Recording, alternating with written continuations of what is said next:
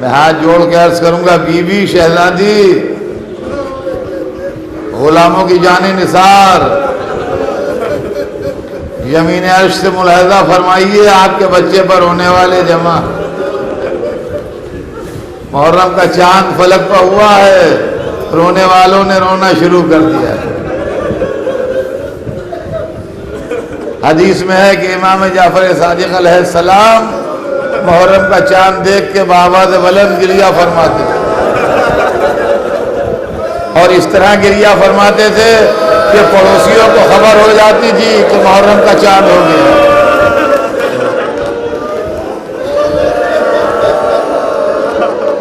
حکم اللہ۔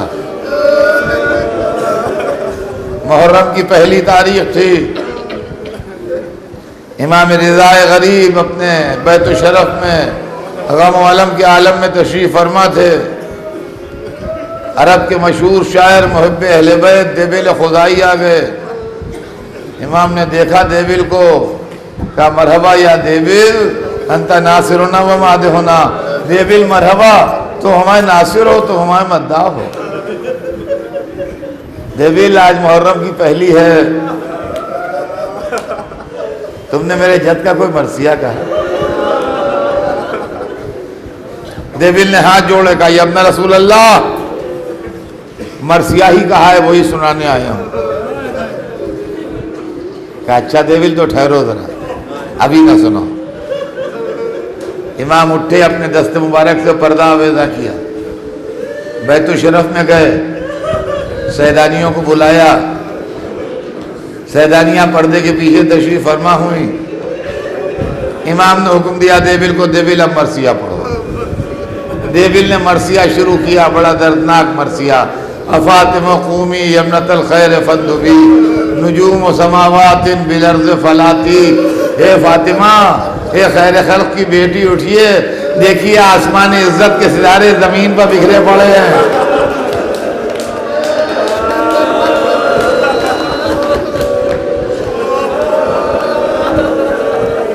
ادھر امام گریہ فرما رہے ہیں، دیبل مرثیہ پڑھ رہے ہیں۔ یہ واضح رہے کہ 8ویں امام کی زندگی میں مرثیہ پڑھا جا رہا ہے۔ دیبل نے پڑھا، کوئی مدینے میں سو رہا ہے، کوئی نجف میں سو رہا ہے، کوئی کربلا میں سو رہا ہے، کوئی کاظمین میں آرام کر رہا ہے، یہاں تک لا کے مرثیہ ختم کر دیا۔ ایک مرتبہ امام نے کہا دیبل ایک شعر اس میں اور اضافہ کر لو، فَقَبْرٌ بِطُوسٍ يَا لَهَا مِن مُصِیبَةٍ، اور کوئی زمین طوس پر سو رہا ہے، سب سے دور رہا ہے اس کی مصیبت۔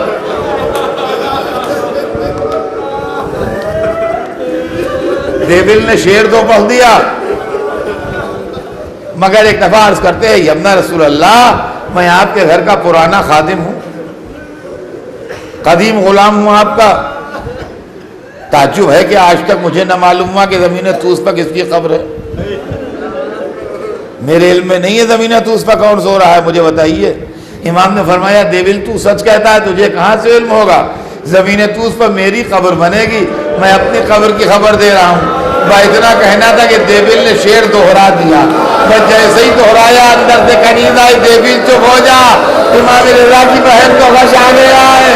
میں کہوں گا اے میرے امام کی بہن، بھائی کے خبر شہادت نہ سن سکی، آئے شہزادی زینب اپنے بھائی کے سر کو نیزے پر دیکھ رہی ہے، چاروں طرف خوشی کے باجے بج رہے ہیں، زینب فریاد کر رہی ہے۔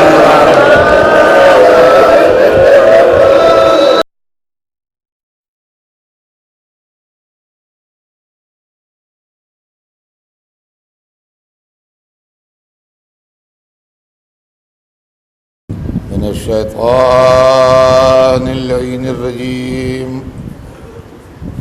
بسم اللہ الرحمن الرحیم، الحمد للہ رب العالمین، والصلاة والسلام علی سیدنا و شفیعنا ابی القاسم محمد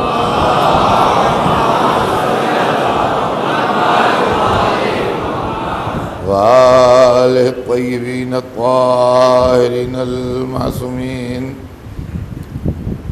ولعنة الله على أعدائهم أجمعين من يومنا هذا إلى يوم الدين.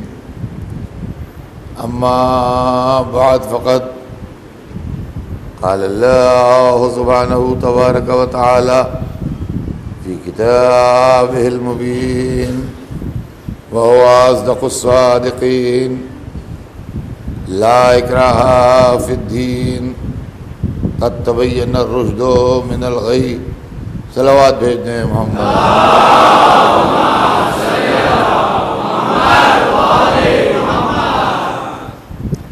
خداوند عالم قرآن مجید میں ارشاد فرما رہا ہے کہ دین کے معاملے میں کوئی جبر نہیں ہے، کوئی زبردستی نہیں ہے. قد تبین الرشد من الغی، ہدایت اور نیکی کو گمراہی اور برائی سے الگ کر کے بتا دیا گیا ہے. عزیزان گرامی، ہمارے آپ کے درمیان جو گفتگو ہے وہ یہ ہے کہ وہ اسلام کیا ہے جو اہل بیت نے بتایا ہے. اسلام اہل بیت جو ہمارا موضوع ہے. کل جہاں پر میں نے مجلس تمام کی تھی تو بات یہاں تک پہنچی تھی کہ اگر اسلام میں ملوکیت و شہنشاہیت و بادشاہت ہوتی تو سب سے پہلا حق رسول اللہ کو پہنچتا تھا کہ اللہ ان کو بادشاہ بناتا. لیکن وہاں تو عبدیت پر ناز تھا، بادشاہت اور سلطنت کا کوئی تصور نہیں تھا. بادشاہت کا مزاج اور ہوتا ہے، نبوت کا مزاج اور ہوتا ہے. اس کو اچھے طریقے سے ذہن نشین کر لیجئے کہ کچھ چیزیں ایسی ہیں جو بادشاہ نہیں رہتا اگر وہ چیزیں ہوں، اور کچھ چیزیں ایسی ہیں کہ اگر وہ ہوں تو نبی یا امام نہیں رہے گا. مزاج ہے الگ الگ. مزاج بادشاہت سے کچھ چیزیں الگ ہیں.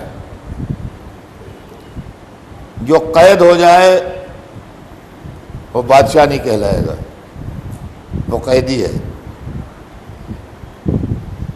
جو رات کی تنہائی میں اپنا وطن چھوڑ کے چلا جائے وہ بادشاہ نہیں کہلائے گا. جس کو کسی بازار میں بیچ لیا جائے وہ بادشاہ نہیں کہا جاتا. جس کو ہاتھ پاؤں باندھ کے آگ میں ڈال دیا جائے وہ بادشاہ نہیں کہلاتا. لیکن وہ نبی ہو سکتا ہے. جناب ابراہیم کو ہاتھ پاؤں ڈال کے آگ میں ڈالا گیا، ان کا مرتبہ اور بڑھ گیا، خلیل اللہ ہو گئے. جناب یوسف مصر کے بازار میں بکے، ان کی شان اور بڑھ گئی، ان کا رتبہ اور زیادہ اضافہ ہو گیا. سرور کائنات رات کی تنہائی میں تاریکی میں وطن چھوڑ کے مکے سے مدینے کی طرف ہجرت کر کے تشریف لے گئے. اسلام میں ہجرت کو یہ مرتبہ ملا کہ اسلامی کیلنڈر ہی ہجرت سے شروع ہوتا ہے. اب آپ ذرا ملاحظہ فرمائیے کہ یہ چیزیں مزاج بادشاہت کے خلاف ہیں، مگر مزاج نبوت کے اوپر اور دامن نبوت پر اس سے کوئی دھبا نہیں آتا. کچھ چیزیں ایسی ہیں کہ جو مزاج بادشاہت کے مطابق ہیں مگر دامن نبوت انہیں برداشت نہیں کرتا. جھوٹ بولنے والا بادشاہ ہو سکتا ہے، نبی نہیں ہو سکتا. ظلم کرنے والا بادشاہ ہو سکتا ہے، نبی نہیں ہو سکتا. گناہگار بادشاہ ہو سکتا ہے، نبی نہیں ہو سکتا. قاتل و ظالم بادشاہ ہو سکتا ہے، نبی نہیں ہو سکتا. وعدہ کر کے مکر جانے والا، بے گناہوں کو قتل کرنے والا، انسانیت پر ظلم کرنے والا بادشاہ ہو سکتا ہے لیکن نبوت یا امامت کا مرتبہ نہیں پا سکتا۔ معلوم ہے اس کا مزاج اور ہے، اس کا مزاج اور ہے۔ اسلام میں بادشاہت نہیں ہے بلکہ اسلام میں عبدیت ہے۔ اب آئیے میں بچوں کو فرق سنا دوں کہ عبدیت و بادشاہت میں فرق کیا ہے، اور اسلام میں عبدیت کیوں ہے، بادشاہت کیوں نہیں ہے۔ بادشاہت نام ہے غرور کا، تکبر کا، پراؤڈنس کا، ہم سے بڑھ کے کوئی نہیں، جو ہم ہیں وہ کوئی نہیں، جو ہم چاہیں گے وہ ہوگا۔ یہ ہے سلطنت کا مزاج۔ عبدیت ہے سر جھکانا، غلامی، اطاعت، سر خم کرنا۔ اللہ کی سرکار میں سر اونچا کر کے جو چلے گا اس کا سر جھکایا جائے گا، اور سر جھکا کے جو چلے گا اس کے سر کو بلندی ملے گی۔ اللہ کو انکسار پسند ہے، اللہ کو فروتنی پسند ہے، اللہ کو سر جھکا کے چلنا پسند ہے، اللہ کو یہ پسند ہے کہ آپ دوسرے سے اخلاق سے ملیں، اللہ کو یہ پسند ہے کہ آپ ایک دوسرے کو مسکرا کے دیکھیں، اللہ کو یہ پسند ہے کہ آپ دوسرے کی مدد کریں اور سہارا دیں، اپنی شخصیت کو بھلا دیں کہ آپ کیا ہیں۔ یہ اللہ کو پسند ہے۔ جتنا جتنا جھکتے جائیے گا اتنا اتنا اللہ کے یہاں اونچے ہوتے جائیے گا۔ اور بادشاہت کا مزاج یہ ہے کہ ہم اونچی کرسی پہ بیٹھے، سب نیچی کرسی پہ بیٹھے، ہم یہاں بیٹھے، سب وہاں بیٹھے، ہمارے جسم پہ ایسا لباس ہو، سب کے جسم پہ ایسا لباس ہو، فرق کریں۔ اسی لیے اللہ نے جب اپنے سرکار میں بلایا تو سارے فرق مٹا دیے۔ جماعت کی صف میں بلایا تو ایک لائن میں سب کو کھڑا کیا۔ حج میں بلایا تو ایک لباس احرام میں سب کو بلایا۔ فائنل ڈسپوزل ہوا تو ایک کفن کے لباس میں سب واپس آئے۔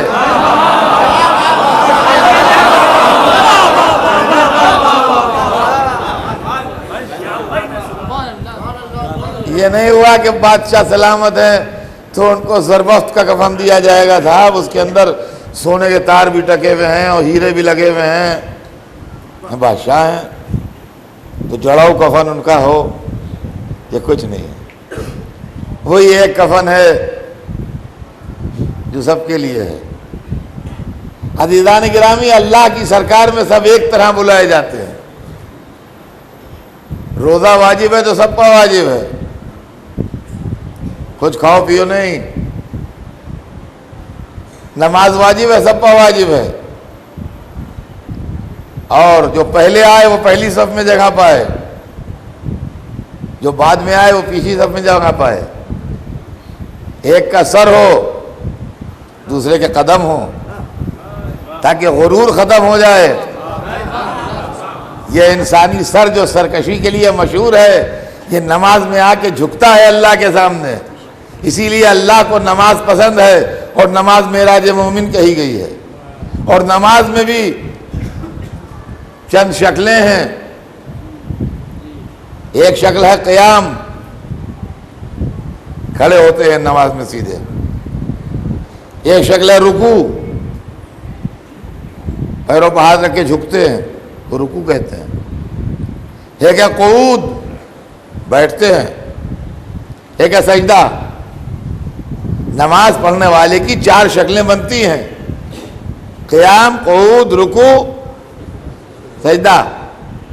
اس کے اندر سب سے بلند مرتبہ سجدے کا ہے۔ سر جتنا جھکتا جائے گا اتنا اونچا ہوتا جائے گا۔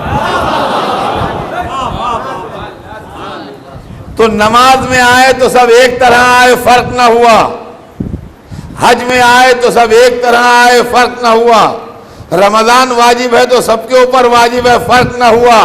اور کفن پہن کے آئے تو سب ایک طرح آئے تو سب نہ ہوا۔ بس یہ فرق یا اللہ کے بارگاہ میں مٹا یا حسین کی بارگاہ میں مٹا کے مسجد میں سب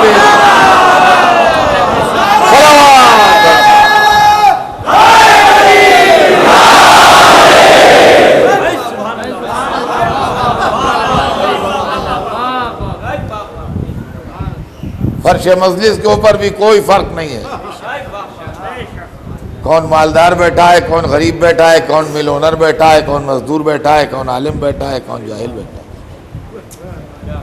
آتے جائیے بیٹھتے جائیے جیسے جگہ ملتی جائے۔ یہ حسین کا دربار ہے، یہ حسین کا دربار ہے، یہاں کے وہ فرق نہیں ہے کون کیا ہے، جو آئے جس طریقے سے آئے ایک طرح آن کے بیٹھ جائے گا۔ اور پھر خدا کی قسم ہم نے یہ دیکھا ہے، اور یہ تجربہ ہے، آپ بھی دیکھ لیجئے کہ کانفرنسیں ہوتی ہیں، سیمینارز ہوتے ہیں، اجتماعات ہوتے ہیں، بڑے خوبصورت کارڈ چھپوا کے بانٹے جاتے ہیں، کرسیاں لگائی جاتی ہیں، لوگ احترام سے بلائے جاتے ہیں، اس کے بعد بھی مجمع نہیں آتا۔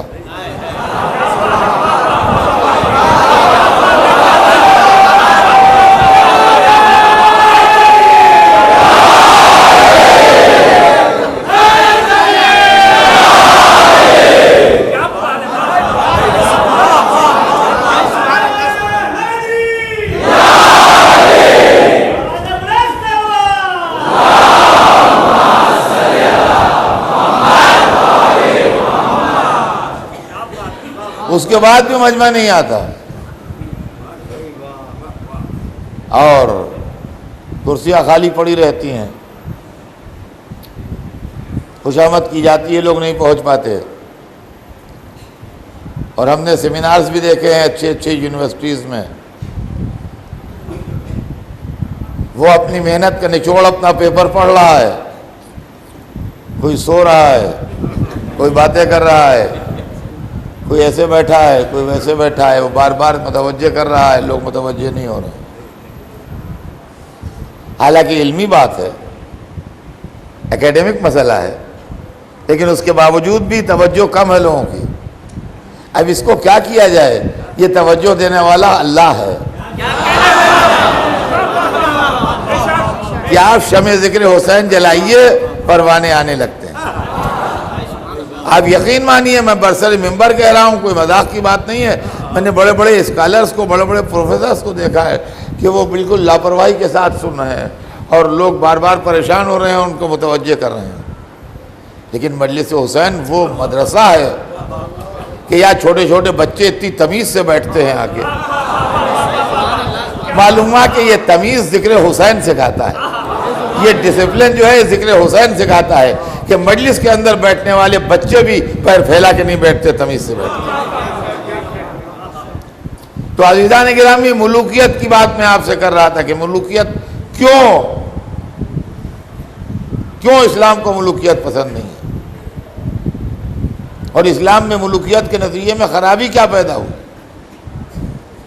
جب اسلام ملوکیت میں بدل گیا، اور جب اسلام بادشاہت میں بدل گیا، تو بادشاہ کا مزاج ہے کہ ہم بڑھے، مذہب کا مزاج ہے کہ ہم بڑھے۔ دیکھیے، آپ نمازوں میں کہتے ہیں اللہ اکبر، اذان میں کہتے ہیں اللہ اکبر۔ اللہ اکبر کے معنی جانتے ہیں؟ عربی لفظ ہے، اکبر سپرلیٹو ڈگری ہے۔ اکبر معنی سب سے بڑا، اکبر معنی سب سے بڑا، کبیر معنی بڑا، اکبر معنی سب سے بڑا، جس سے بڑا کوئی نہ ہو، جو سب سے بڑا ہو اس کو عربی میں اکبر کہتے ہیں۔ اللہ اکبر کیا مطلب ہوا؟ کہ اللہ سب سے بڑا ہے، اللہ سب سے بڑا ہے، کوئی اللہ سے زیادہ بڑا نہیں ہے۔ 5 وقت مسجدوں سے اعلان ہوتا ہے اللہ اکبر۔ نماز جب شروع ہوتی ہے، تکبیرۃ الاحرام کہی جاتی ہے، تو نمازی کہتا ہے اللہ اکبر۔ یہ اللہ اکبر جو ہے، یہ اللہ کی بڑائی کا اعلان ہے۔ بادشاہت اس کو پسند نہیں کرتی، اس لیے کہ بادشاہ سلامت سمجھتے ہیں ہم سب سے بڑے، اسلام کہتا ہے اللہ سب سے بڑا۔ اب سوال یہ کہ ایک ملک میں دو بڑے کیسے رہیں، ایک نیام میں دو تلواریں کیسے رہیں؟ مذہب کی تباہی کا راز سنیں بچے اس وقت کہ مذہب کی تباہی کا راز کیا ہے۔ بادشاہ کہتا ہے ہم سب سے بڑے، اللہ کہتا ہے ہم سب سے بڑے۔ سوال یہ دو بڑے ایک ساتھ کیسے رہیں؟ ایک ہی بڑا بن کے رہے گا۔ جب دو بڑوں کے نظریات میں ٹکراؤ پیدا ہوتا ہے تو اس وقت بیچ میں ایک مولویوں کا طبقہ آتا ہے جو اللہ اور بادشاہ کے بیچ میں دلالی کرتے ہیں۔ وہ بھی راضی رہیں، یہ بھی راضی رہیں، یہ جو چاہے کرتے رہیں، وہ مذہب کو ٹویسٹ کر کے ان کے مطلب کے مطابق بناتے رہیں۔ یہ ہوتا ہے عزیزان گرامی مذہب کی تباہی کا راز۔ چنانچہ بادشاہتوں نے مذہب کو برباد کیا اور مذہب کی فلسفی کو تباہ کیا، اور اس کے ساتھ وہ طبقہ جو اپنے کو مذہبی کہتا تھا، جو ملاؤں کا طبقہ تھا، جو کٹ ملا تھے، بادشاہت کے غلام،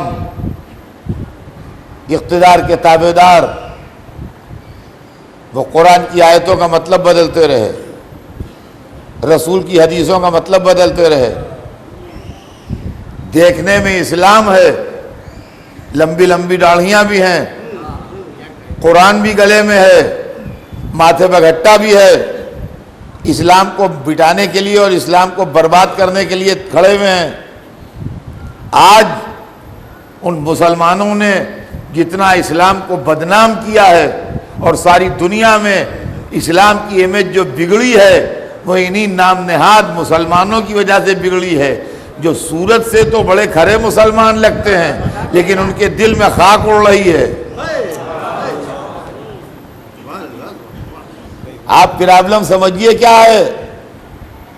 ہر ایک کی دوستی دشمنی ہوتی ہے، ہر ایک کی موافقت مخالفت ہوتی ہے، لوگ دوستی دشمنی میں ایک دوسرے کو مار ڈالتے ہیں، ایک دوسرے کو قتل کر دیتے ہیں، لیکن ہمارے آپ کے درمیان اگر جائیداد کی دشمنی ہے تو جائیداد کا نام لے کے قتل کیجئے۔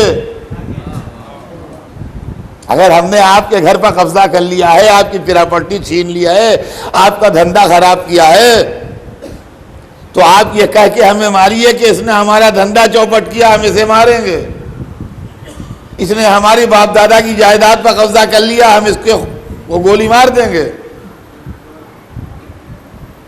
ٹھیک ہے، ہم جانے آپ جانے، اگر ہم نے غلط کیا ہے تو ہمیں اس کی سزا ملنا چاہیے، اگر آپ غلط کر رہے ہیں تو آپ کو اس کی سزا ملنا چاہیے، اگر آپ بے خطا ہمیں مارے ڈال رہے ہیں تو آپ بھگتیں، اگر ہم نے آپ کی جائیداد چھین لی ہے تو ہم بھگتیں۔ دیکھیے مشکل کیا ہے جس کی وجہ سے اسلام بدنام ہو رہا ہے کہ دشمنیاں ذاتی ہیں، جھگڑے شخصی ہیں، لڑائیاں سیاسی ہیں، اور جب آدمی کو آدمی قتل کر رہا ہے اور اس کا ویڈیو ساری دنیا میں جا رہا ہے تو اوپر کلمہ لکھا ہے لا الہ الا اللہ محمد رسول اللہ، اوپر کلمہ لکھا ہے لا الہ الا اللہ محمد رسول اللہ، نیچے مجرم گردن جھکائے بیٹھا ہے، تلوار ماری جا رہی ہے، آواز آ رہی ہے لا الہ الا اللہ محمد رسول اللہ۔ یہ سیاست ہے جو اسلام کا سودا کر رہی ہے اور اسلام کو بدنام کر رہی ہے۔ عزیزان گرامی، یہ ہے ملوکیت و سلطنت کا مزاج کہ آپ جرم کریں گے بھی اور مذہب کے کھاتے میں لکھیں گے بھی، خود صاف رہیں گے، بے داغ رہیں گے، مذہب کو داغدار بنائیں گے، مذہب کو خطاوار بنائیں گے، مذہب کو برا کہیں گے۔ آج جو دنیا میں دہشت گردی ہے اور آج جو دنیا میں یہ سب ہو رہا ہے جو آپ دیکھ رہے ہیں، میں اس پڑھے لکھے مجمع سے ایک سوال کرتا ہوں، آپ آیت کے اس ٹکڑے پر غور کیجئے جو میں نے پڑھی ہے، اور اس کے بعد آپ مجھے بتائیے، پڑھے لکھے لوگ ہیں آپ، کہ اس آیت کے وجود کے بعد وائلنس کی گنجائش کہاں ہے؟ لا اکراہ فی الدین، دین میں جبر نہیں ہے۔ جب دین میں جبر نہیں ہے تو وائلنس کہاں سے آئے گا؟ آپ مجھے بتائیے وائلنس کب ہوتا ہے؟ جب کسی پر جبر کیا جائے۔ تشدد کب ہوتا ہے؟ جو لڑکے پڑھ رہے ہوتے ہیں ان کو کوئی نہیں ڈانٹتا، جو نہیں پڑھتا اس کو استاد ڈانٹتا ہے، تو کس کو ڈانٹتا ہے؟ پڑھنے والے کو کہ نہ پڑھنے والے کو؟ نہ پڑھنے والے کو ڈانٹتا ہے، نہ پڑھنے والے کو تو نہیں ڈانٹتا۔ تو جبر کہاں پر ہوتا ہے؟ جب ایک آدمی ایک بات نہیں مان رہا ہے تو اس پر جبر ہوتا ہے۔ دین کہتا ہے کہ ہمارے اندر جبر نہیں ہے، یعنی ہمارے اندر اتنی بیوٹی ہے کہ تم غور سے ہم کو دیکھو تو خود بخود ہماری طرف بڑھو گے، ہمیں زبردستی کر کے تمہیں اپنی طرف بلانے کی ضرورت نہیں ہے۔ اب جو جبر شروع ہوا دین میں اور وائلنس شروع ہوا تو یہ اسلام کی اسپرٹ کے خلاف۔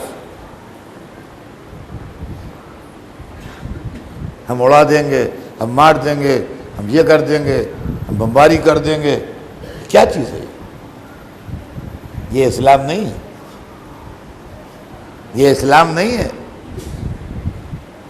یہ قرآن نہیں ہے، یہ حدیثیں نہیں ہیں، یہ شریعت نہیں ہے۔ داڑھیاں بڑی بڑی ہیں، ماتھے پہ گھٹے ہیں، بغل میں قرآن ہے، لیکن ہے خبردار لڑکیوں کے اسکول اڑا دو ڈائنامائٹ سے، کوئی لڑکی پڑھنے نہ پائے۔ کیوں؟ مذہب منع کرتا ہے۔ دیکھا آپ نے مذہب کا انٹرپریٹیشن؟ مذہب منع کرتا ہے۔ یہ طالبانی اسلام جو ہے یہی ہے، مذہب منع کرتا ہے خبردار کوئی پڑھنے نہ پائے۔ تعلیم کیسی؟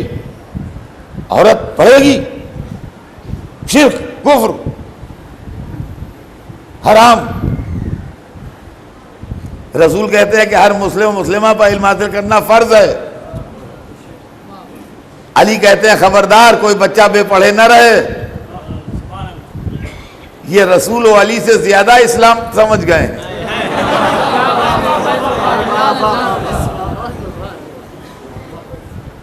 یہ زیادہ اسلام سے واقف ہو گئے۔ یہ لڑکیوں کے اسکولوں کو ڈائنامائٹ لگا کے اڑانے کی فکر میں رہتے ہیں۔ خبردار تعلیم نہ ہو، بند ہو جائے تعلیم۔ اور پھر دعویٰ یہ ہے کہ ہم مسلمان ہیں کھڑے، اور جو دیکھے وہ کہے ہاں۔ قربان جائیے علی ابن ابی طالب کے، خدا کی قسم علی کہاں کہاں یاد آتے ہیں، علی کہاں کہاں یاد آتے ہیں خدا کی قسم۔ اور کوئی منزل ایسی نہیں کہ جہاں بغیر علی کے آپ کو راستہ مل جائے۔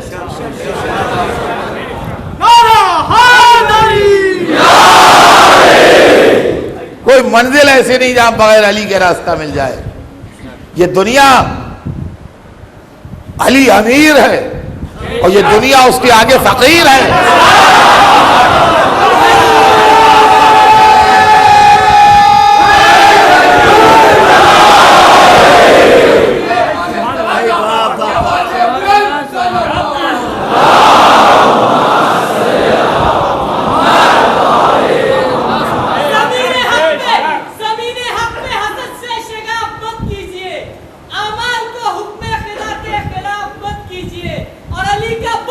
ملا ہے اگر وراثت میں تو کعبہ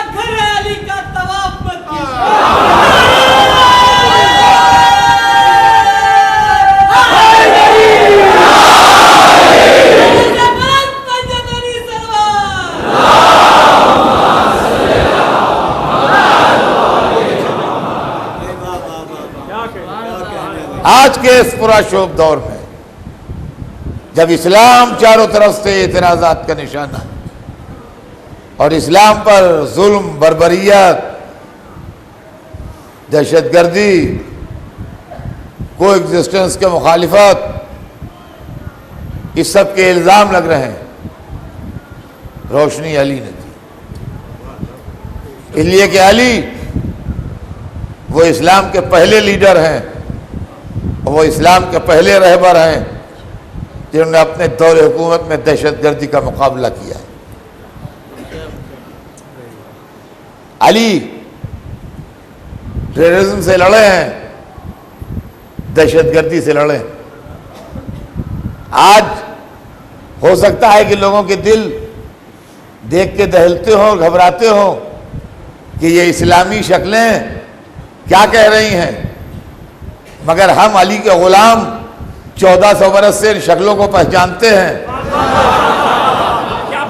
منہ پر لمبی لمبی داڑھیاں، ماتھوں پر گھٹے، بغل میں قرآن۔ جو آج کے طالبان ہیں کل کے خوارج یہی تھے۔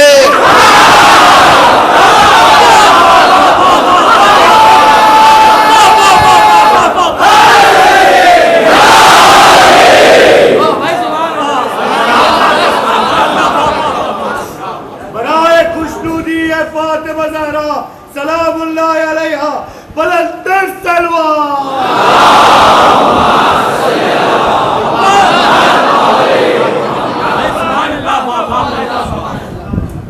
مذہب کا غلط انٹرپریٹیشن، دین کا غلط تصور، دماغوں کے اوپر غلط اثرات دیکھنے میں لوگوں کو دھوکہ دے دیتے ہیں، وہ دین سے بہت دور ہوتے ہیں، مذہب کا ان سے کوئی رشتہ نہیں ہوتا۔ علی کے زمانے میں ایسے لوگ پیدا ہو گئے تھے جو بات بات میں قرآن کی آیت پڑھتے تھے، بڑے حرام و حلال کے ماننے والے، بڑے جائز و ناجائز کی باتیں کرنے والے، بڑے خدا و رسول کی باتیں کرنے والے، اور دشمن حیدر کرار، بے گناہوں کو قتل کرنے والے، عورتوں کو ذبح کرنے والے، چھوٹے چھوٹے معصوم بچوں کو مار ڈالنے والے، رات کے اندھیروں میں گاؤں میں اور دیہاتوں میں آگ لگا دینے والے، کھڑی فصلوں کو جلا دینے والے، یہ تمام لوگ دہشت گردی پر طلوع جنگ نہروان میں، یہ سب کا سب۔ اور علی نے سمجھایا، ایک دفعہ سمجھایا، 2 دفعہ سمجھایا، 3 دفعہ سمجھایا، ابن عباس کو بھیجا سمجھانے کے لیے، اور اصحاب امیر المومنین نے سمجھایا، کیا کر رہے ہو، باز آ جاؤ، یہ نہ کرو۔ وہ اپنی ضد پڑھے ہوئے، قرآن کے مطلب کو غلط بیان کرتے ہوئے، حدیثوں کا غلط مطلب نکالتے ہوئے، اپنے کو اسلام کا ٹھیکیدار سمجھتے ہوئے، یہاں تک کہ جب کوئی صورت نہ بچی تو علی نے چہرے سے نقابیں اتاری، حکم دیا کہ ان کو کاٹ کے ڈال دو، ان کو کاٹ کے ڈال دو۔ علی کے ساتھیوں کی تلواریں اٹھی اور تلواریں اٹھ کے کانپ کے پھر جھک گئیں۔ کہا کیا ہوا؟ کہا مولا وہ تو قرآن کی آیتیں پڑھ رہے ہیں۔ دیکھا آپ نے قرآن کا یوز، یہ دشمنی علی میں قرآن کا استعمال ہے۔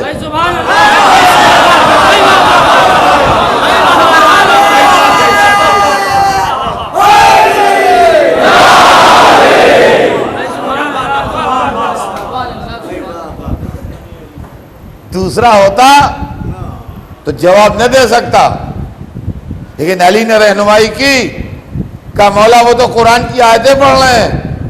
عجب جملہ فرما دیا تاریخی، فرمایا قرآن ان کے حلق میں پھنسا ہے، نیچے نہیں اترا۔ قرآن ان کے حلق میں پھنسا ہے، نیچے نہیں اترا ہے۔ گویا علی نے صبح قیامت تک کے لیے بتا دیا کہ جب تک حلق میں پھنسا رہتا ہے، جب تک غلط صلاح آیتیں پڑھا کرتا ہے، جب دل تک پہنچ جاتا ہے تو دشمن محبت علی بن جاتا ہے۔ सलावत भेज दें मोहम्मद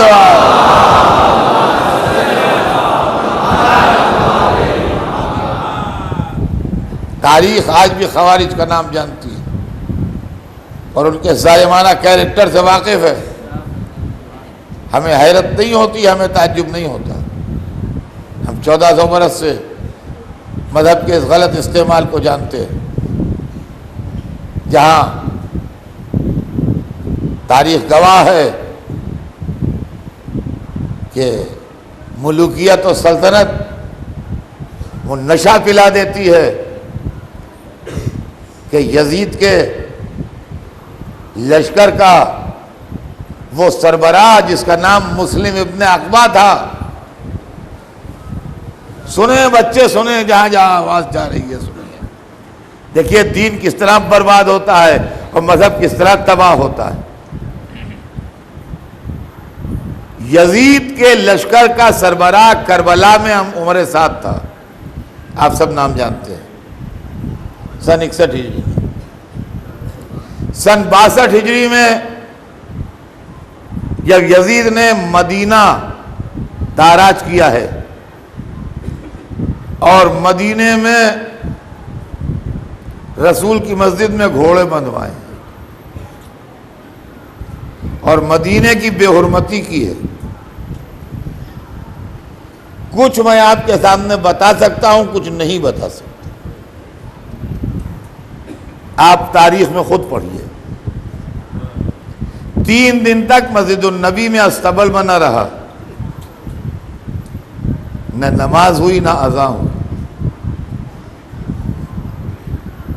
मदीने में फौज दंदनाती रही, सब कुछ हुआ। वो मदीने को तबाह करके मक्के आया। मक्का आज भी जो लोग जा चुके हैं वो जानते हैं कि खाना काबा वैली में है। वैली उस जगह को कहते हैं जहाँ चारों तरफ ऊंचे ऊंचे पहाड़ हों और नीचे थोड़ी सी साफ जगह हो, उसको वैली भी कहते हैं, अरबी में वादी कहते हैं। तो मक्का जो है, हरम जो है, काबा शरीफ, वो नीचे है। जो लोग हज पढ़ चुके हैं, जा चुके हैं, ज़ियारत कर चुके हैं, उनको जानते हैं कि कितनी सीढ़ियाँ उतर के आप जाते हैं नीचे जब वहाँ तक पहुँचते हैं। आज ऊंची ऊंची बिल्डिंगें बन गई हैं, उस ज़माने में बिल्डिंगें नहीं थी, पहाड़ियाँ थी। उनने उसके ऊपर मिंजनीक लगवा के काबे पर आग बरसाई, पत्थर बरसाए। उस ज़माने में जो बमबारी होती थी, हर ज़माने का एक सिस्टम होता है। उस ज़माने की बमबारी ये थी कि पत्थर लेते थे इतना बड़ा, उस पर रुई लपेटते थे, उस रुई को तेल में भिगोते थे, उस रुई में आग लगाते थे, उसके बाद गोफन में घुमा के उसको फेंकते थे। तो वेट की वजह से वो दूर तक जाती थी। अगर खाली रुई हो तो रुई हल्की चीज़ है, वो यहाँ से वहाँ तक भी नहीं जा पाएगी, फोर्स नहीं पैदा होगा उसमें। वेट की वजह से फोर्स भी पैदा होता था और वो इतना पत्थर तो ज़ोर से जाता है, तोड़ता भी था वो दीवार को, या किसी आदमी के सर पर लग जाए या कुछ हो जाए। और वो जो आग उसमें से निकल रही होती थी, वो आग भी लगाती थी। काबे के ऊपर इस तरह से बमबारी हुई। रुकन यमानी जो है, जो हज को जा चुके हैं वो जानते हैं कहाँ है।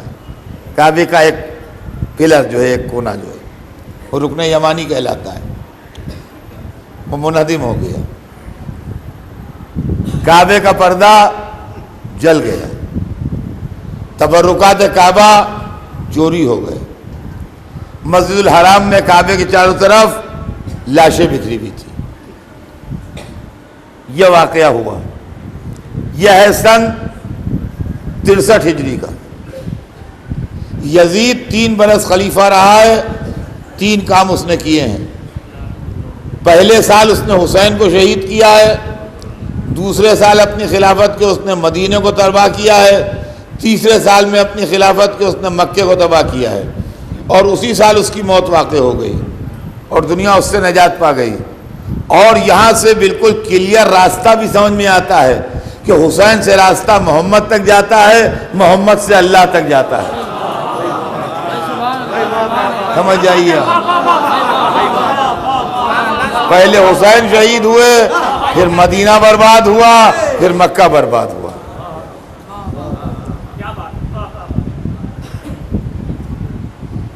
پھر مکہ برباد ہوا.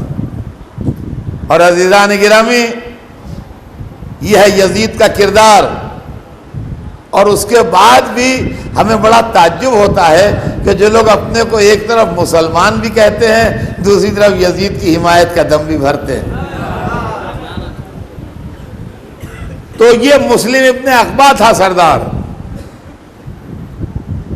جس نے مکہ برباد کیا ہے اور مدینہ برباد کیا ہے. مکہ برباد کرنے کے بعد مکہ ہی میں یہ بیمار پڑا, اور اب اس کی موت کا وقت آ گیا, اور حالت اتنی بگڑ گئی کہ اس کو یقین ہو گیا کہ اب یہ بچے گا نہیں, مر جائے گا. تو آپ جانتے ہیں اس نے مرتے وقت کیا کہا ہے؟ سنیے اور عبرت حاصل کیجئے. اس نے مرتے وقت یہ کہا ہے کہ جب خدا مجھ سے پوچھے گا کہ ہمارے پاس عمل خیر میں کیا لائے, جب اللہ پوچھے گا مرنے کے بعد کہ عمل خیر میں ہمارے پاس کیا لائے, تو میں اس کو یہ جواب دوں گا کہ تیرے خلیفہ کے حکم کی اطاعت میں تیرا گھر جلایا.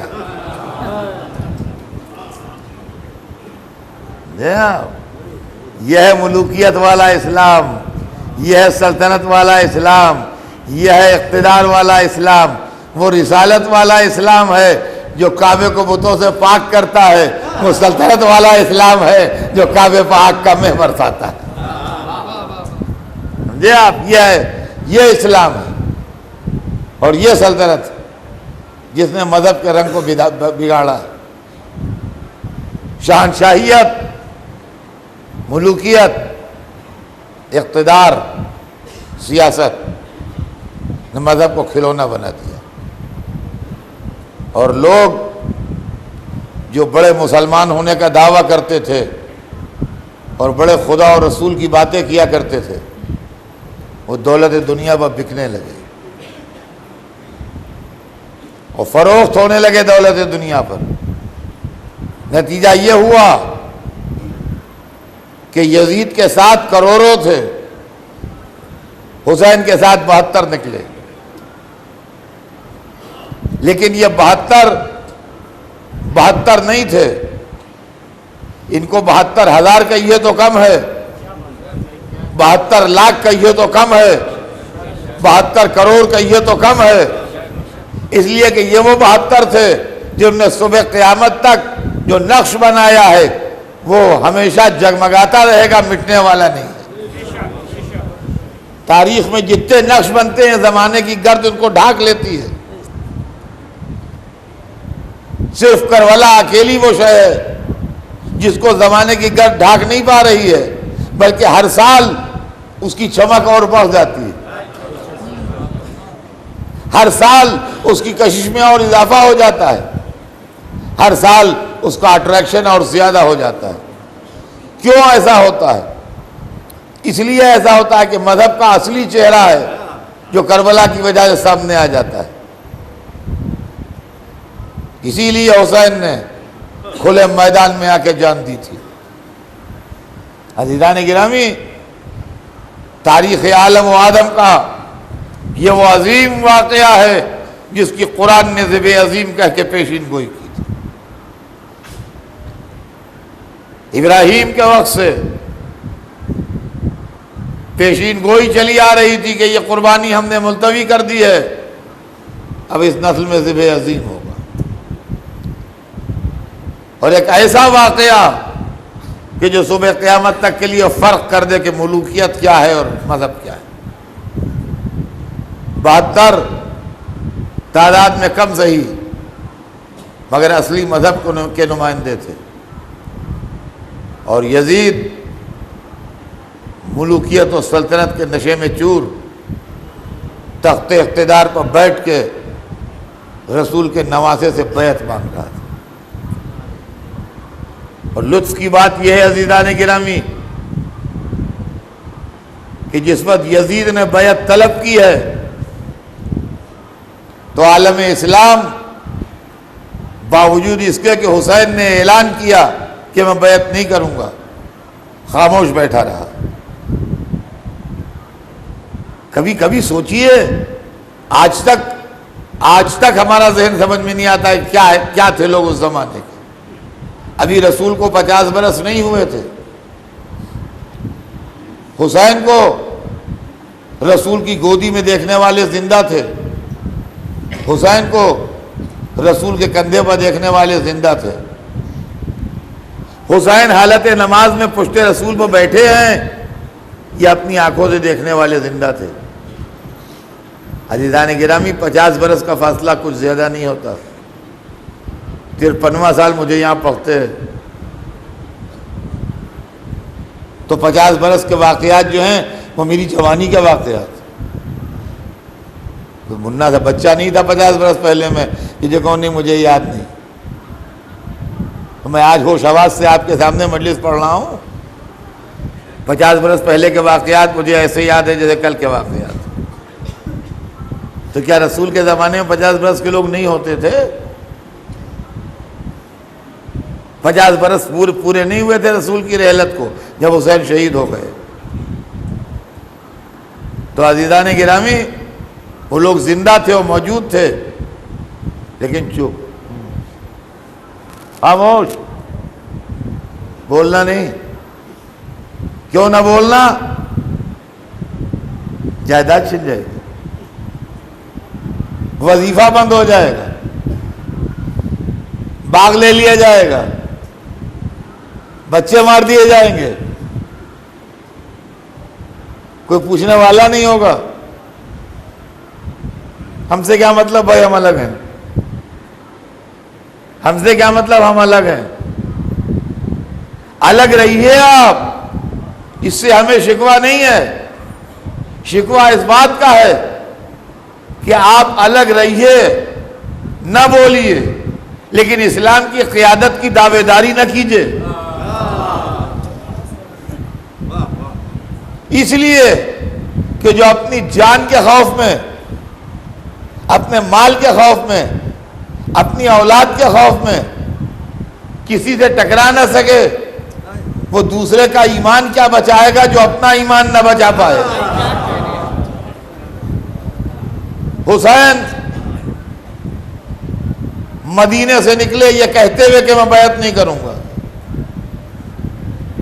چھپ کے نہیں گئے, رات کو نہیں نکلے, تنہائی میں نہیں نکلے, قافلہ لے کے نکلے, بیویوں کو لے کے نکلے, بنی ہاشم کو لے کے نکلے, دوستوں کو لے کے نکلے,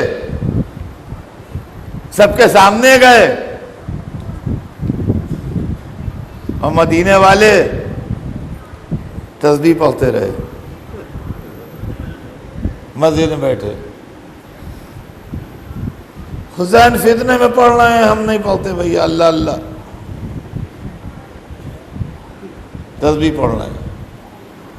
مکے آئے, مکہ عالم اسلام کا دل ہے, ہر وقت باہر کے لوگ رہتے ہیں, کوئی طواف کرنے آتا ہے, کوئی عمرہ کرنے آتا ہے, کوئی حج کرنے آتا ہے, کوئی زیارت کرنے آتا ہے. تقریباً شعبان, رمضان, شوال, ذیقات 4 مہینے پورے اور 8 دن ذی الحج کے, 4.25 مہینے مکے میں رہے. لوگ آتے رہے, ملتے رہے, حسین اپنا موقف سناتے رہے, وہ حجی کی تیاریاں کرتے رہے. مکے سے چلے, راستے میں جو بستیاں پڑیں اس میں اعلان کرتے ہوئے گئے. غور سے سنیے گا ذرا. کربلا پہنچے, کربلا میں جاتے ہی لڑائی نہیں ہو گئی, حالانکہ لڑائی کے امکانات فوری پیدا ہو گئے تھے دریا کے اوپر. جب خیمے ہٹائے جا رہے تھے، مگر حسین نے اپنے بھائی کو روک لیا، کہا اس پر تلوار نہیں چلے گی، اس لیے کہ جو اسلام بچانے کے لیے لڑ رہا ہو وہ ذرا سے پانی پر لڑ کے اپنے مشن کو ناکام کیوں کرے؟ سمجھے آپ؟ وہاں بات دوسری ہو جاتی ہے اگر دریا پر تلوار چل جاتی۔ کہتے بھائی فوج کے لوگ تو ہوتے نہ سمجھ ہیں، اور حسین کے بھائی کو بھی غصہ آ گیا تھا، ان میں تلوار چل گئی۔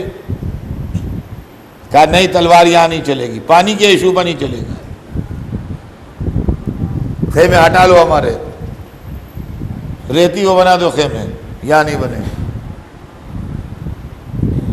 دوسری محرم سے لے کے 9ویں محرم تک فوجیں آئی ہیں۔ تاریخ لکھتی ہے 9 محرم کو کربلا میں اتنی فوج آ چکی تھی کہ کربلا میں جگہ نہیں تھی۔ کربلا کوفہ روڈ جو ہے اس کے اوپر لشکر ٹھہر رہے تھے، اور کیا ہم نے اس پر لشکر ٹھہر رہے تھے کربلا کوفہ روڈ پر۔ کربلا میں جگہ نہیں تھی، اتنوں کے سامنے قربانی دی۔ اس کے بعد یہ قافلہ وہاں سے چل کے کوفے پہنچا۔ یہ سنیے، کوفے میں رہے یہ لوگ چند دن، کوفے سے چلا قافلہ، موصل و تکریت ہوتا ہوا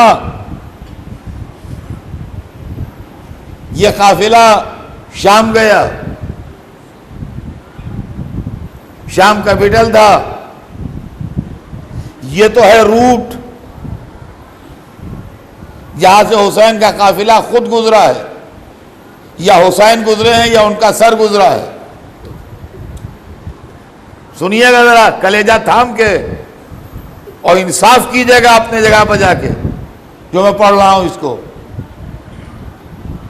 یہ تو روٹ ہے، یہاں تو خود گئے، اس کے علاوہ جہاں جہاں نہیں گئے وہاں خبر گئی۔ اتنا بڑا واقعہ تھا کہ بصرے یہ گئے تو نہیں مگر بصرے خبر گئی، مصر یہ گئے تو نہیں مگر مصر خبر گئی، دوسرے ملکوں میں خبر گئی۔ یہ کب کا واقعہ ہے؟ دیکھیے جہاں جہاں میری آواز جا رہی ہے غور سنیے گا، یہ کب کا واقعہ ہے؟ رسول کے 50 برس کے اندر کا، within 50 years، 50 برس کے اندر۔ اس کے بعد سے چلا اسلام کا قافلہ جو یہاں تک آیا۔ سارے پہلے راوی، سارے محدث کی پہلی کڑیاں، سارے تفسیر لکھنے والوں کی پہلی کڑیاں اسی زمانے میں تھی جب یہ واقعہ ہوا۔ اسلام فہمی کے اوریجنل سورس سب اسی زمانے میں تھے جب حسین شہید ہوئے۔ ہم اس اسلام پر کیسے بھروسہ کر لیں جس کے حاجی، جس کے زائر، جس کے حافظ، جس کے صحابی، جس کے عالم، جس کے خطیب، جس کے واعظ یزید کے ڈر میں منہ سے نہ بولیں۔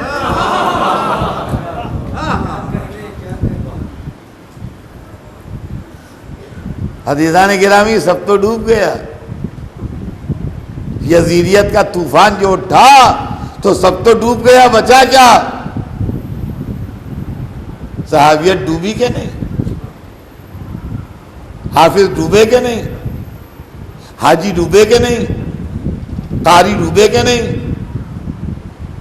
سب تو ڈوب گئے، بچا کیا؟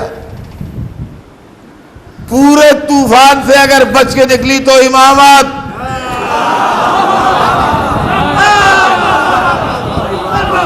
پورے طوفان سے اگر بچ کے نکلی تو امامت۔ آج جو ہم اسلام پیش کرنے والے ہیں وہ اس امامت کا اسلام ہے جو ملوکیت کے ہاتھوں بکتا نہیں ہے بلکہ اپنا غلام۔ بات آگے بڑھے گی کل انشاءاللہ، بات کل آگے بڑھے گی کہ سیاست نے اسلام کو کیا نقصان پہنچایا ہے، سماج نے اسلام کو کیا نقصان پہنچایا ہے۔ بنی امیہ بنی عباس نے اسلام کیا نقصان پہنچایا. آج ضرورت اس بات کی ہے کہ ہم کربلا کو سمجھیں کہ کربلا کیا ہے. حسین زمین کربلا کے قریب پہنچ گئے.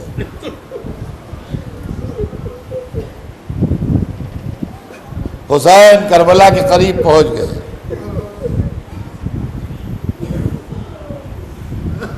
کیا خوب کہا ہے کسی شاعر نے کہ سبت نبی سے منزل مقصد قریب ہے، مولت تو دور رہ گیا مشہد قریب ہے. آرام گاہ جان محمد قریب ہے، جس جا لحد بنے گی وہ سرحد قریب ہے. جاتے ہیں شاہ خلق کی مشکل کشائی کو، نکلی ہے کربلا سے اجل پیشوائی. حسین زمین کربلا کی زرعت پہ آ گئے ہیں اور کل سویرے یہ قافلہ کربلا میں داخل ہو جائے گا. روایت میں ہے کہ دوسری محرم تھی، جب چلتے چلتے راہوار رکا اور نام پوچھا، جب کسی نے کہا یہ کربلا ہے تو اتر پڑے. اور کربلا میں اترتے ہی پہلی مجلس حسین نے پڑھی. کہا بھیا عباس ہمارا سفر تمام ہوا، یہیں ہمارے بچے شہید کیے جائیں گے، یہیں ہمارے گلے کاٹے جائیں گے، یہیں ہماری حتک حرمت کی جائے گی، ہم اب یہاں سے آگے کہیں نہ جائیں گے.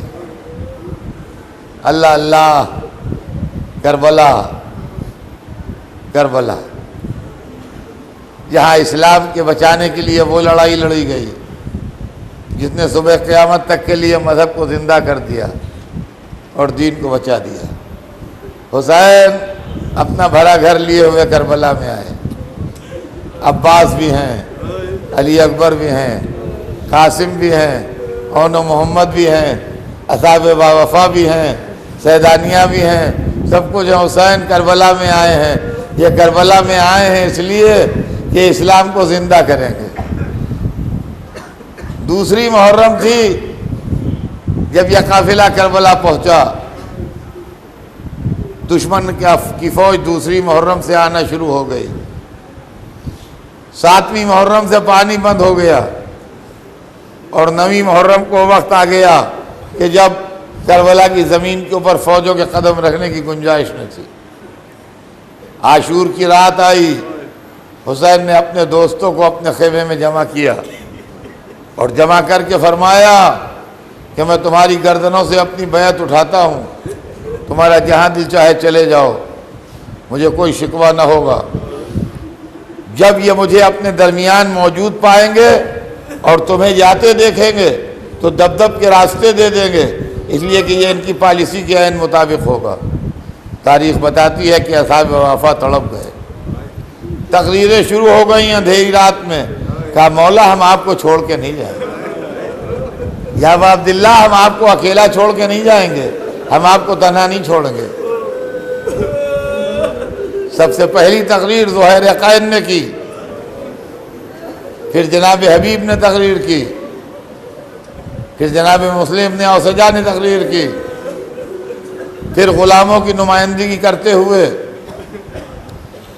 حضرت جون نے تقریر کی، پھر بنی ہاشم کی نمائندگی کرتے ہوئے حضرت عباس نے تقریر کی. 5 تقریریں ہوئیں خیمے کے اندر اور ہر ایک نے جانثاری کا وعدہ کیا.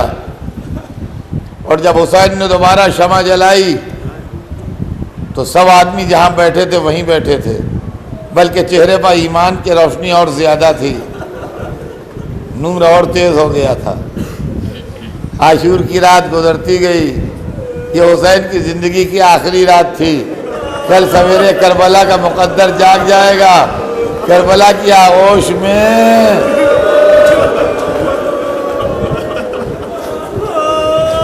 فاطمہ کے چاند کے ٹکڑے کربلا کی آغوش میں سو جائیں گے.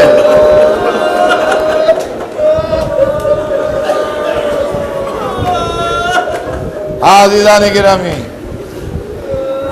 کاش ہماری قبریں کربلا کی زمین پر بنے۔ چھٹے امام کا ارشاد ہے کہ کربلا کے سونے والوں کو زلزلہ محشر کی خبر نہ ہوگی، زلزلہ محشر کی خبر نہ ہوگی، بلکہ ٹکڑا اٹھا کے جنت سے ملا دیا جائے گا۔ تو جو لوگ وہاں حاضر تھے ان میں سے ایک صحابی نے ہاتھ جوڑ کے عرض کی، ابن رسول اللہ، قرآن میں اللہ کا ارشاد ہے وَإِن مِّنكُمْ إِلَّا وَارِدُهَا كَانَ عَلَىٰ رَبِّكَ حَتْمًا مَّقْضِيًّا، تم میں کوئی ایسا نہیں ہے جس کا گزر جہنم پر سے نہ ہو، یہ تمہارے پروردگار پر لازمی اور ضروری ہے۔ تو مولا کیا اس میں کچھ فرق ہوگا؟ کربلا والے نہیں گزریں گے؟ کہا نہیں، قرآن میں جو ہے ویسے ہی ہوگا، لیکن تم یہ سمجھ لو کہ جیسے کشتی جا رہی ہے تو کشتی میں بیٹھنے والوں کیا خبر کہ دریا کی تہوں میں کیا ہے۔ کربلا کی زمین کشتی کی شکل میں پورے صراط پر سے گزر جائے گی، اور اس کے بعد فرمایا کہ جب گزرے گی تو ناز کرتی ہوئی گزرے گی، کون ہے مثل میرے کہ میں حامل جسد حسین ہوں۔ میں کہوں گا کربلا کی زمین خیال رہے عباس کے شان قلم ہو چکے ہیں، علی اکبر کے سینے پر برچھی لگی ہے۔ ایک کربلا کی زمین قاسم کا لال اعمال سم اسپا ہے، ایک کربلا کی زمین علی اصغر کے گلے پر 3 بھال کا تیر لگا ہے، ایک کربلا کی زمین فاطمہ نے جس کو چکیا پیس کے پالا تھا وہ تیری آغوش میں ٹکڑے ٹکڑے سو رہا ہے۔ احترام سے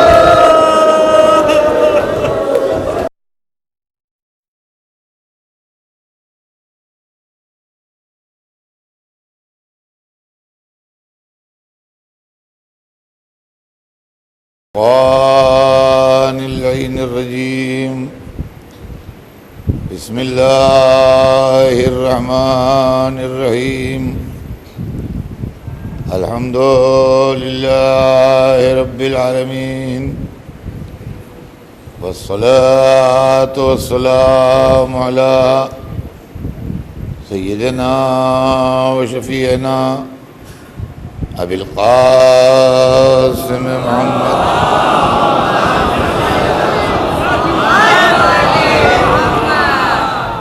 وآلہ الطیبین الطاہرین المعصومین، ولعنۃ اللہ علی اعدائہم اجمعین من یومنا ھذا الی یوم الدین۔ اما بعد فقد قال اللہ سبحانہ تبارک و تعالی فی کتابہ المبین وہو اصدق الصادقین، لا اکراہ فی الدین قد تبین الرشد من الغی۔ صلوات بھیجنے محمد۔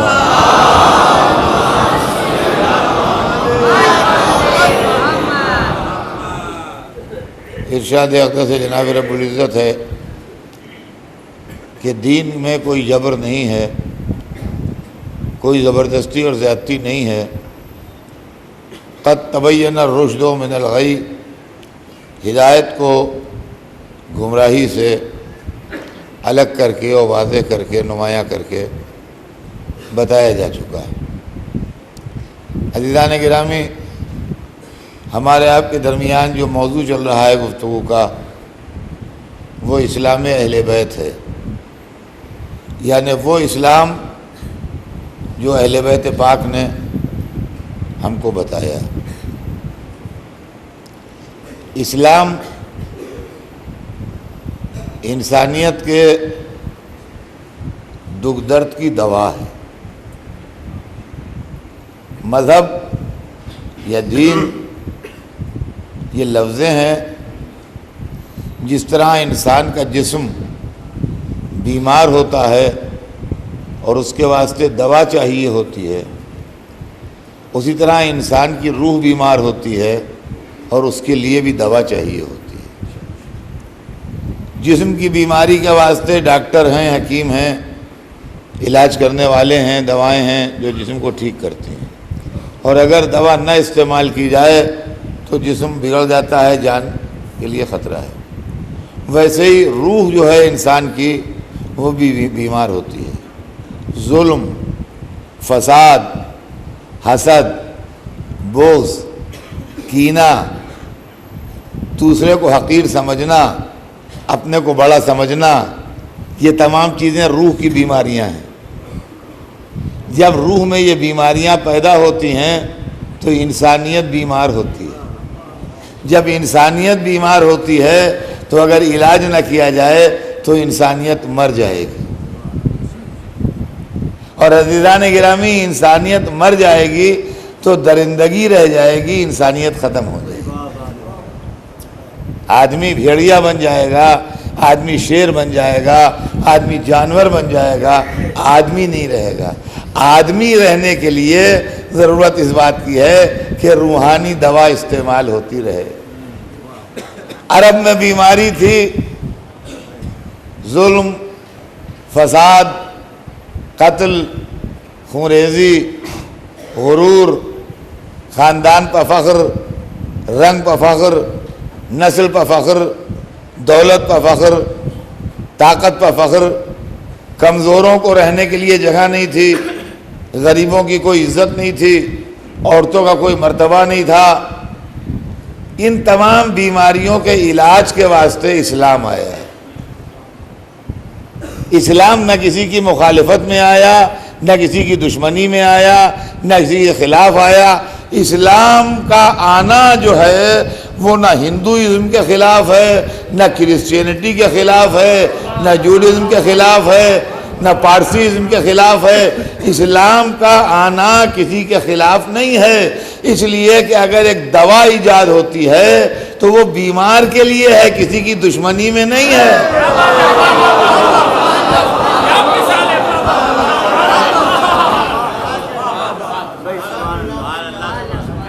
یہ تصورات جو پیدا ہوئے، یہ مسلمان ہم فلاں، یہ فلاں وہ فلاں، یہ سیاست نے پیدا کیے، مذہب نے نہیں پیدا کیے۔ یہ سیاست کی دین ہے۔ مذہب اس لیے آیا ہے عزیزان گرامی کہ بیمار انسانیت کا علاج کرے۔ انسانیت بیمار تھی، مکے کی سنگلاخ زمین پر دم توڑ رہی تھی۔ جس اللہ نے انسانوں کو بنایا ہے اسی اللہ نے انسانوں پر کرم کیا کہ ایک ایسا طبیب بھیجا، ایک ایسا ڈاکٹر بھیجا جو اپنے اخلاق سے، اپنے کردار سے، اپنی سیرت سے، اپنے عمل سے، اپنے پاکیزہ طور طریقوں سے بیمار انسانیت کا علاج کرے۔ اس نے دنیا میں آنے کے بعد علاج شروع کیا۔ دوا دینے سے پہلے مریض کو تربیت دی تاکہ دوا کا عادی بنایا جائے۔ بعد میں پہلے اس نے اپنے اخلاق کا پانی پلانا شروع کیا، اور یہ مریض جو عرب کے ڈیزرٹ میں جہالت کی پیاس میں تپ رہا تھا، اخلاق محمدی کا پانی پی کے انسانیت و شرافت کی طرف مائل ہونے لگا، جس کی دلیل یہ ہے کہ ابھی اس طبیب نے اپنے دوا کا اعلان نہیں کیا تھا، یعنی اعلان اسلام نہیں کیا تھا، لیکن وہ جدھر سے گزرتا تھا لوگ کہتے تھے یہ سچا جا رہا ہے، یہ امین جا رہا ہے، یہ قریش کا تارا جا رہا ہے، یہ سب سے نیک انسان ہے، یہ سب سے شریف انسان ہے۔ اس کے کردار و اخلاق نے انسانوں کو اچھائی برائی میں تمیز کرنا سکھا دیا۔ اور اب اس کے بعد اس نے ان ذروں کو جو صحرا کے ریگ کی طرح بکھرے ہوئے تھے، لا الہ الا اللہ کے پانی میں گوندھ کے چٹان بنا دی، اور وہ عرب کے قبیلے جو ایک دوسرے کے خون کے پیاسے تھے، نماز جماعت میں ایک دوسرے کے پہلو آ گئے۔ وہ لوگ جو ذرا سی بات پر 40 برس تلوار چلاتے تھے، ایک دوسرے کی جان کے محافظ ہو گئے۔ وہ لوگ جو عورتوں کو ذلیل سمجھتے تھے، ان کی نظر میں عورتوں کا ایک مرتبہ اور وقار ہو گیا۔ وہ لوگ جو غلاموں کو انسان سمجھنے کے لیے تیار نہیں تھے، غلاموں کو برابر کا درجہ دینے لگے۔ کالا گورا، آقا غلام، چھوٹا بڑا، یہ سب کے سب ختم ہو گئے۔ اب معیار بدل گیا تھا، انداز بدل گیا تھا۔ اب صورتحال یہ تھی کہ گھر میں اگر کنیز ہے تو اس کو اپنی کنیزی پر ناز ہے۔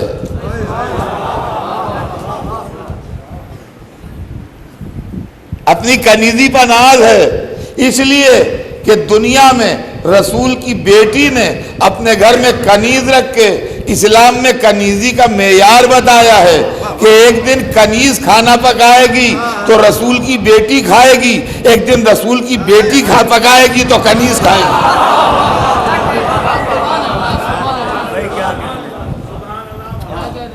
اگر ایسی غلامی ہو تو آزادیاں نثار،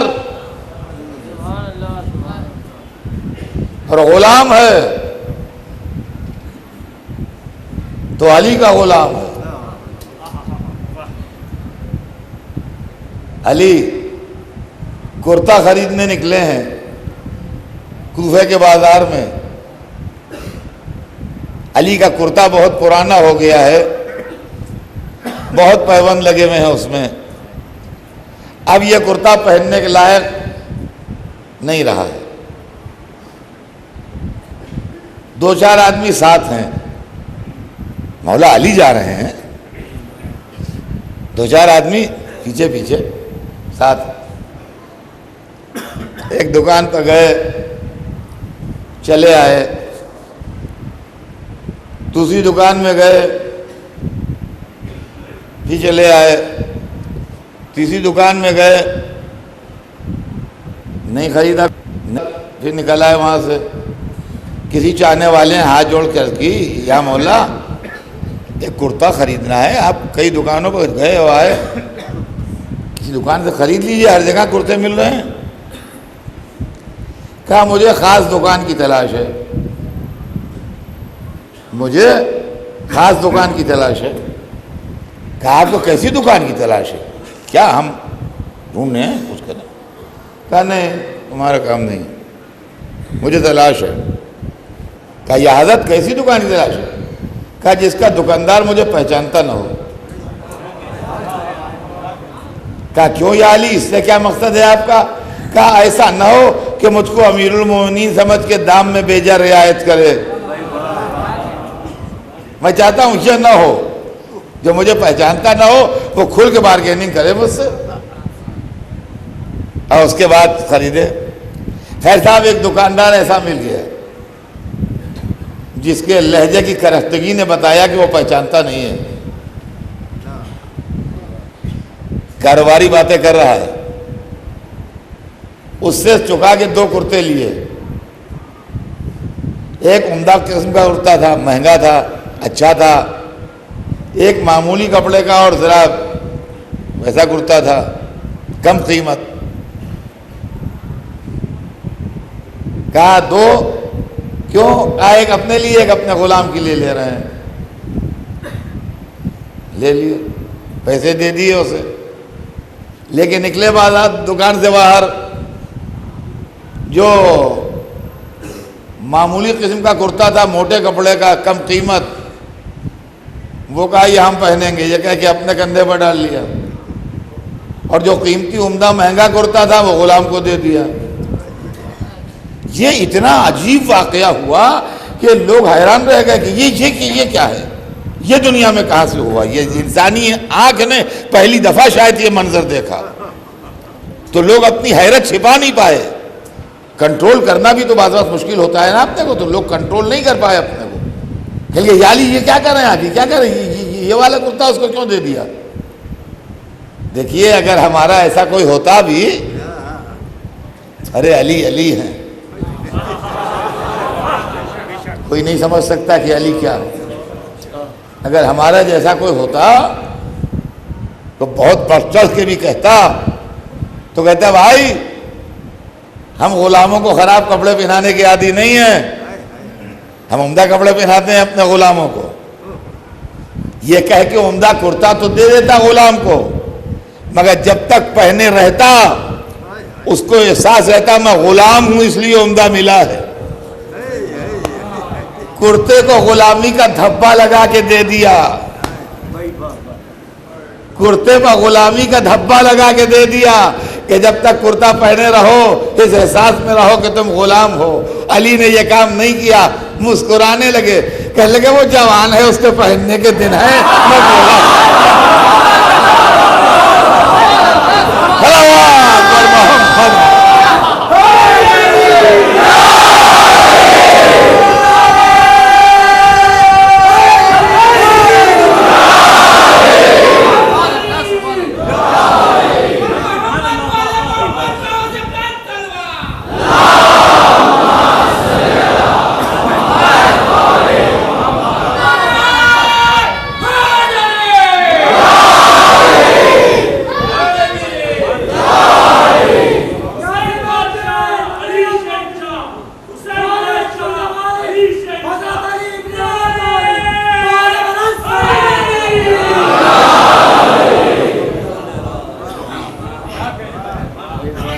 قربان جائیں یا علی آپ کے.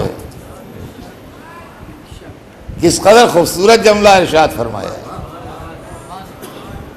فرمایا جوان ہے اس کے پہننے کے دن سے ہیں، وہ عمدہ کرتا پہنے.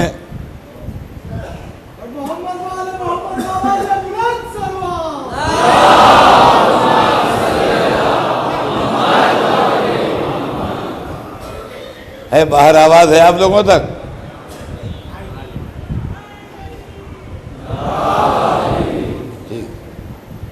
تو عزیزان گرامی یہ ہے اسلام میں غلامی کا معیار.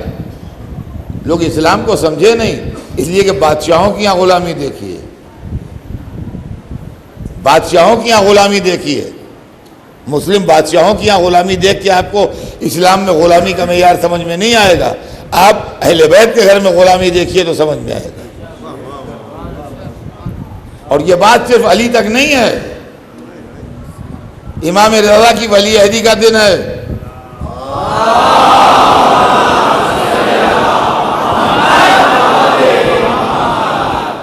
مامون رشید نے جو بادشاہ تھا امام کے آنر میں دعوت کی ہے رات کو، حضرت کے آنر میں رات کی دعوت ہے. شاہی محل کا حال، بڑے بڑے لوگ ایک سے ایک مالدار جن کے دست و بازو پر حکومت چلتی ہے. ظاہر ہے جو بادشاہ کے ڈنر میں انوائٹ ہوں وہ کیسے لوگ ہوں گے؟ فٹ پاتھ کے لوگ تھوڑی ہوں گے. بڑے بڑے نواب، بڑے بڑے لارڈس، بڑے بڑے فوج کے افسر، بڑے بڑے ایگزیکٹو افسر، ایسے ہی لوگ جاتے ہیں. صاحب انوائٹ ہے سب. امام کی آنر میں دعوت، یہاں سے وہاں تک لمبا دسترخوان بچھا، مختلف قسم کے انواع و اقسام کے کھانے چنے. صدر محفل میں امام تشریف رکھتے ہیں اس لیے کہ انہی کی آنر میں دعوت. آپ کے پہلو میں بادشاہ بیٹھا ہے، کھانا چن دیا گیا ہے، اور چونکہ شاہی دعوت ہے لہذا ملازمین کی سروس کرنے والوں کی کمی تو ہے نہیں یہاں. کہ جیسے ہمارے یہاں ایک آدھ اٹینڈنس ہے کہ بیچارہ وہی پانی لینے دوڑ رہا ہے، وہی پلیٹ لا رہا ہے، وہی سالن نکال کے لا رہا ہے. یہ تو وہاں ہے نہیں، شاہی دعوت ہے. ہر آدمی کے پیچھے غلام کھڑا ہے ہاتھ باندھے ہوئے سروس کے لیے. اگر دسترخوان پر 100 آدمی ہیں تو ہر آدمی کے پیچھے غلام ہاتھ باندھے کھڑا ہے سروس کے لیے. اور کھانا رکھا ہے اور حضرت بیٹھے ہیں، اور ہر ایک کی نگاہ حضرت کے دست مبارک پر ہے کہ کھانے کی طرف ہاتھ بڑھے تو ہمارا بھی ہاتھ بڑھے. کچھ ذرا دستور سے زیادہ 2-1 منٹ کی تاخیر ہوئی، دستور سے زیادہ 2-1 منٹ کی تاخیر ہوئی تو مامون نے بڑے احترام سے کہا یا ابن رسول اللہ سب آپ ہی کے منتظر ہیں، آپ کھانا نوش کریں تو یہ لوگ بھی کھائیں. بس جیسے ہی اس نے کہا یہی کہلوانا چاہتے تھے اسی لیے دیر لگا رہے تھے. جیسے ہی اس نے کہا کہ سب آپ کے منتظر ہیں, آپ ہاتھ بڑھائیں نوش کریں, تو لوگ نوش کریں. ایک دفعہ سر مبارک اٹھایا اور یوں کھڑے ہوئے لوگوں کو دیکھا, کہا یہ لوگ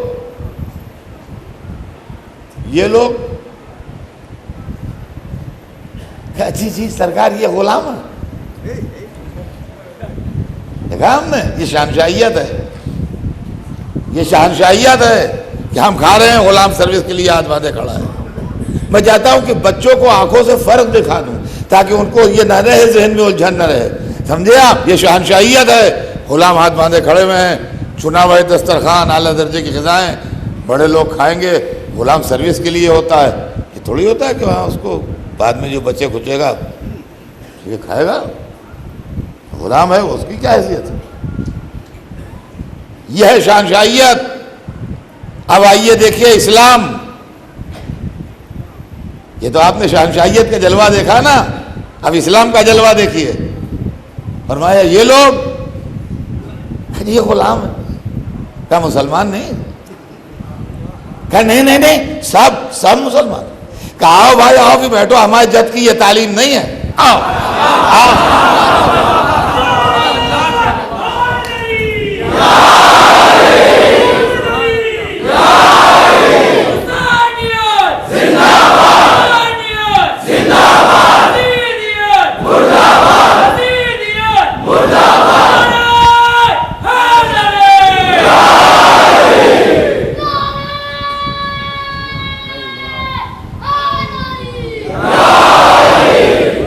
آؤ بھائی آؤ, بیٹھو بیٹھو بیٹھو بیٹھو بیٹھو. ہر ایک کے پہلو میں غلام بٹھایا. یہ ہے اسلام. اور بات ایسی کہہ دی کہ کوئی بگڑ کے اگر دسترخوان سے اٹھے تو خالی دسترخوان سے نہ اٹھے, اسلام سے اٹھے.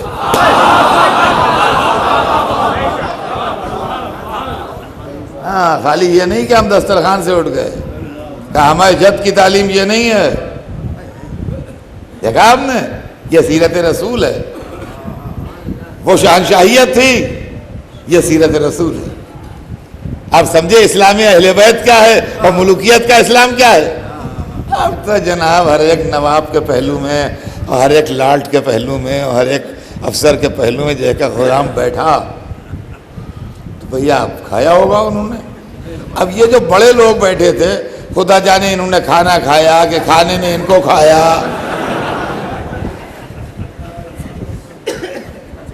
کیا انجام ہوا. لیکن یہ میں نے اس لیے مثال آپ کے سامنے, واقعہ مثال کیا واقعہ ہے, یہ تو واقعہ سنا دیا تاریخی, تاکہ آپ کو ایک ہی منظر میں دونوں نظر آ جائے, بادشاہت بھی اور نبوت بھی. تو عزیزان گرامی, رسول ایک دوا لائے. بات ہمارے ریفرنس یہ وہ ادھر ادھر نہ ہو جائے. جس دوا کا نام اسلام تھا,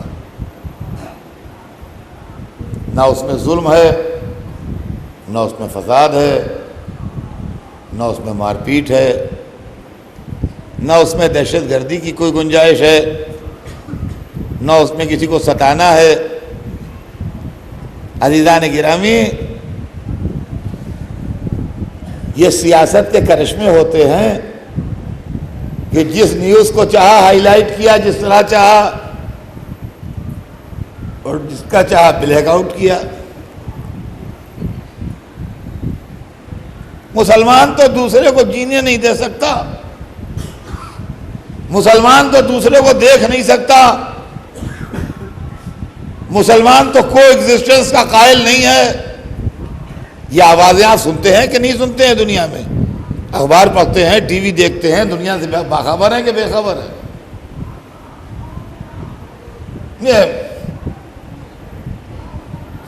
یہ کیا ہے؟ یہ قرآن کو بھلا دینے کی بات ہے. آپ مست ہو رہے ہیں شہنشاہوں کے قصوں میں, آپ کو بادشاہ اچھے لگ رہے ہیں, اسلام پر الزام لگ رہے ہیں, دھبے لگ رہے ہیں. آپ قرآن پڑھیے, اسلام بابر و ہمایوں نہیں سمجھائیں گے، اسلام محمود غزنوی نہیں سمجھائیں گے، اسلام آٹومن ٹیکس نہیں سمجھائیں گے، اسلام قرآن سمجھائے گا۔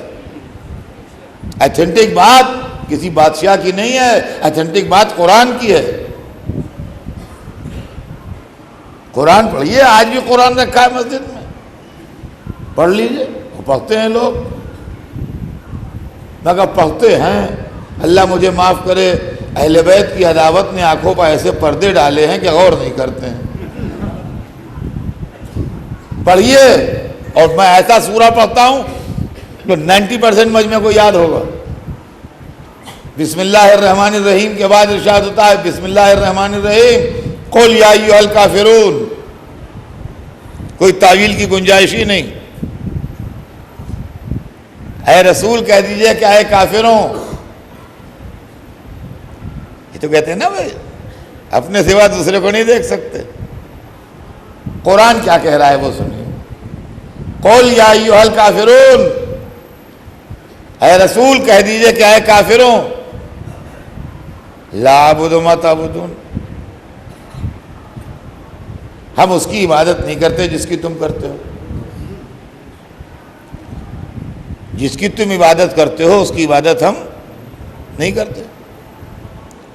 تم پتھروں کو پوجتے ہو، تم درختوں کو پوجتے ہو، تم دریاؤں کو پوجتے ہو، تم چاند سورج ستاروں کو پوجتے ہو، ہم نہیں کرتے۔ قل یا ایھا الکافرون لا اعبد ما تعبدون، ہم اس کی عبادت نہیں کرتے جس کی تم کرتے ہو۔ ولا انتم عابدون ما اعبد، اور نہ تم اس کی عبادت کرتے ہو جس کی ہم کرتے ہیں، نہ تم اس کی عبادت کرتے ہو جس کی ہم کرتے ہیں۔ ہم ایک اللہ کے آگے سجدہ کرتے ہیں، تم اس کی عبادت نہیں کرتے۔ ولا انتم عابدون ما اعبد، اور تم اس کی عبادت کرنے والے نہیں ہو جس کی ہم کر رہے ہیں۔ ولا انا عابد ما عبدتم، اور ہم اس کی عبادت نہیں کریں گے جس کی تم کر رہے ہو۔ دیکھیں یہ تو پرابلم ڈسکس ہوئی بڑے میٹھے لہجے میں، نہ غصہ ہے، نہ گرمی ہے، نہ تلخ کلامی ہے،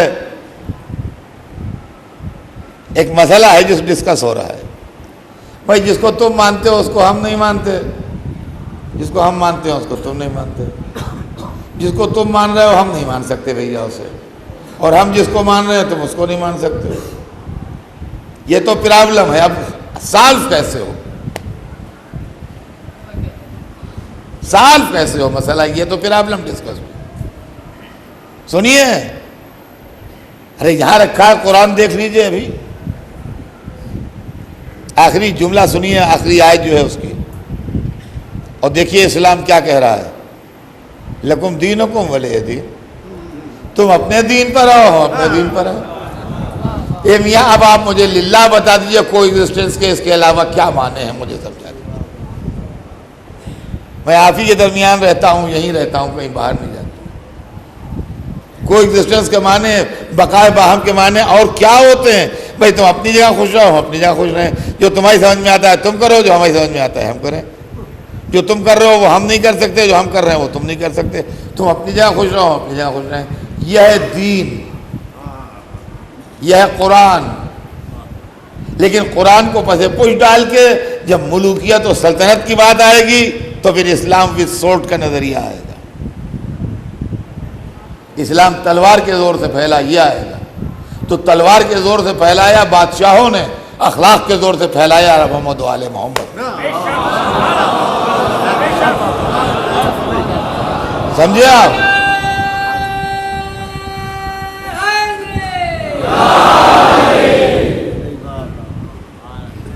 یہ اسلام ہے، یہ کسی کی دشمنی میں نہیں ہے، یہ کسی کی مخالفت میں نہیں ہے، یہ کسی کے خلاف نہیں ہے۔ اسلام کا آنا ہندوازم کی ضد میں نہیں ہے،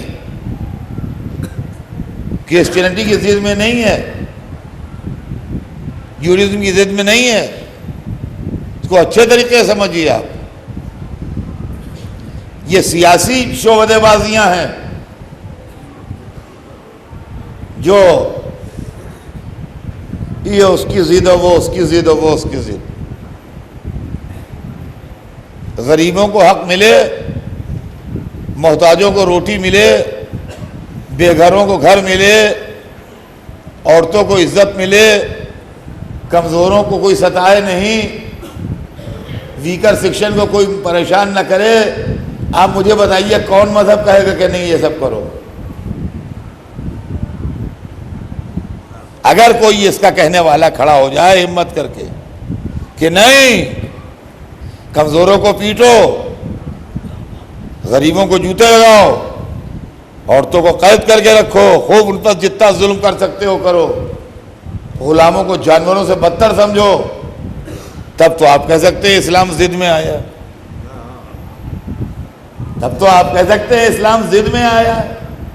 کتاب اچھے خاصے وہ کہتے ہیں کہ غلاموں کی پٹائی کرو, یہ کہتے ہیں نہ کرو.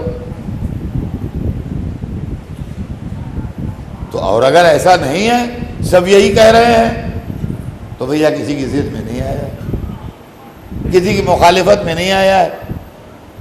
اب معاملہ کیا ہے, پھر مخالفت ہوئی کیوں؟ توجہ چاہتا ہوں. دیکھیے تھوڑا سا دماغ اپلائی کیجئے, ہر چیز سامنے آ جائے گی. وہ لوگ جو ظلم, ناانصافی, حرام خوری, زیادتی کے عادی ہیں, ان کو یہ چیزیں بری لگ رہی ہیں.